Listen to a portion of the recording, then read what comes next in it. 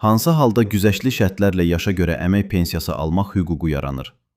Əmək pensiyaları haqqında qanunun 9.1-ci maddəsinə əsasən, axırıncı iş yerindən asılı olmayaraq, güzəştli şərtlərlə yaşa görə əmək pensiyası almaq hüququ verən incəsənətin xüsusi sahələrinin, yeraltı, əmək şəraiti xüsusilə zərərli və ağır olan işlərin, istehsalatların, peşələrin, vəzifələrin və göstəricilərin müvafiq icra hakimiyyəti orqanının müəyyən etdiyi, orqanın qurumun təsdiq etdiyi siyahısında nəzərdə tutulan işlərdə azı 12 il 6 ay çalışmış kişilərin və azı 10 il çalışmış qadınların bu qanunun 7-ci maddəsində nəzərdə tutulmuş şərtlər daxilində yaş həddi 5 il azaldılmaqla yaşa görə əmək pensiyası hüququ var.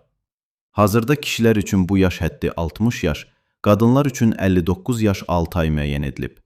Qanunun 9.2-ci maddəsində göstərilib ki, hipovizqanizm xəstəliyinə tutulan şəxslərin, liliputların və fizioloji mütənasibliyi pozulmuş cırtdanboy şəxslərin azı 5 il sığorta stajı olduqda, bu qanunun 7-ci maddəsində nəzərdə tutulmuş yaş həddi 20 il azaldılmaqla yaşa görə əmək pensiyası hüququ var.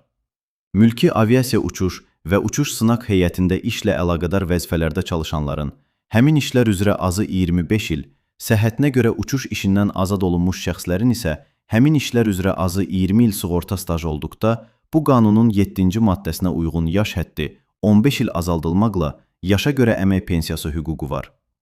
Qanunun 9-cu maddəsində prokurorluq, ədliyyə, hərbi sahələrdə çalışan, eləcə də xidməti işini yerinə yetirərkən əlillik qazanan şəxslərin əmək pensiyası üçün yaş hədləri müəyyən olunub.